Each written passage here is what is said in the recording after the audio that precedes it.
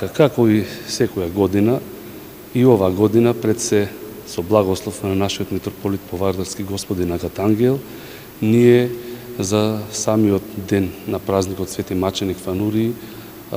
послужуваме Света Божествена литургија и после завршувањето на литургијата во двете цркви, и во оваа црква посветена Светиот Великомаченик Димитрije и во црквата Света Преподобна Параскева, после завршувањето на литургијата, служиме молебен за успешен почеток на школска година на сите наши ученици, деца и студенти.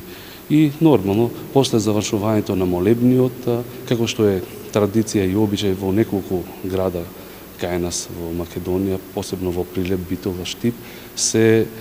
креваат или се пресечуваат, се благословуваат крвајчињата, односно лепчињата за успешен почеток, за добар почеток и за благословен почеток на самите наши деца и ученици. Оваа прилика сакам да ја искористам и да кажам дека не треба воопшто да се плашиме, за да нашите родители и дечињата ги донесеме во црквата, и ние почнуваме со почеток в сабота паѓа оваа година. Почнуваме со почеток во 7:30 часот и некаде кај 10 часот ќе биде служењето на молебниот за почеток на успешна школска година, така да сите оние дечиња кои што можат да дојдат со своите родители, исто така и повозрастните дечиња можат да дојдат и при тоа да си донесат лепче или крвајче за да имат благословен почеток на учебна школска година. Што значи тоа? Со тоа се принесува бескрвна жртва на светителот и со тоа ние го замолуваме, го повикуваме Светиот Маченик да биде со нас, да ни го просвети умот, да ни го освети патот, да имаме убав, добар почеток и да биде постојано целата година и понатамо во понатамошните школувања, значи да биде со нас, да не чува, да не штити и да ни дава сила да можеме да ги издржиме и оние искушенија или оние моменти кога сме недоволно спремни или сте научени за материјата. Затоа сакам да кажам дека ние, како братство свештенство, се трудиме и постепено сакаме да им укажеме на нашите верници од православна вероисповед да можат почесто да си доаѓаат во црква и за да ги овие збиднувања, овие работи да можат да ги совладат и да ги сватат, затоа што секој оној кој што доаѓа и го гледа сето тоа ќе му биде јасно. После завршувањето и со крвањето на лепчињата, на крвајчињата, од црквата веќе имаме припремано за дечињата осветени икони со ликот кој што е изобразен на Светиот Маченик Фанурии. Значи, не случајно овој Маченик Фанурии е заштитник на нашите дечиња, ученици, студенти, и не случајно токму ние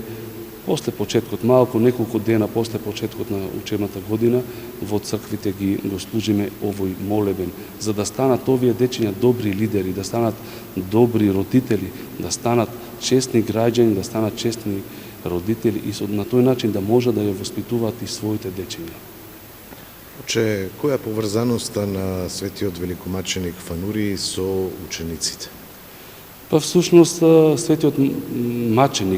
Маченик Фанурии нема некаква поврзаност со децата и со учениците, затоа што тој не бил многу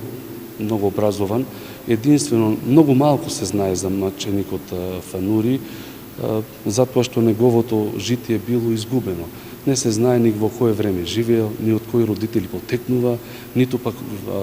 кои му биле родителите. Единствено нешто што се знае за Светиот Маченик Фанурии се од преданијата дека при освојувањето на агарјаните, тоест на османлиите на островот Родос, кога го освоиле островот Родос, тие веднаш започнале со обнова на урнатите тврдини, бедими, и за тоа им било потребно многу голем камен. Барајќи камен, тие од блиските урнатини наишле на една прекрасна разурната црква, која што имала многу икони кои што били искршени, а само една икона била зачувана и како да била тогаш насликана, како да била пресно насликана. Веднаш го повикале тогашниот владика или архиереј Нил, кој што дошол на самото место кога ја видел иконата, бидејќи владиката бил пред се свет, учен и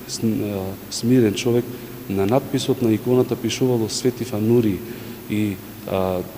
ликот бил изобразен како младо момче, облечен во војничка облека која што во десната рака држи крст, а во левата рака држи запалена свеќа.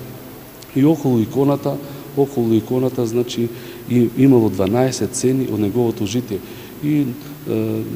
лесно заклучил тогашниот владика дека се работи за свети маченик Фанури. Другиот дел кој што го знаеме, затоа викам многу малку знаеме за овој маченик Фанури, другиот дел кој што го знаеме е дека светиот маченик Фанури имал многу грешна мајка, за која што тој на целиот свој земен живот се молел за спасението на неговата грешна мајка, отколку за неговото спасение. И затоа, кога дошло моментот за пред неговата смрт, затоа што бил многу мачен, бил ударен со камена, кожата му била дерена, тој на Бога се молел: заради овие мои маки, Господи, спаси ги сите оние и благослови ги сите оние кои што се молат за спасението на мојата грешна мајка. И неслучајно во Египет, тоест во мисија на островот Родос, Крит и кај нас во Македонија, значи Штип, Прилеп, Битула, еве Кавадарци во нашата Повардарска епархија, така натаму, најчесто кога се молат верници, се молат: Господи, спаси ја душата на грешната мајка на светиот маченик Фанури, а и нам грешните спасине и помилујне. Ете, тоа е отприлика што ние го знаеме за светиот маченик Фанури. И повторно ќе кажам, ова прилика ја користиме за да им укажеме на нашите верници и на нашите родители да слободно пристапат во сабота, ако случајно некој не може да дојдат во 10 часот на молебниот кога ќе го служиме, понатаму од ние од 10 часот до 17:30 часот ќе ги креваме лепчињата или крвајчињата за успешен, благословен и добар почеток на учената година на сите наши деца и ученици.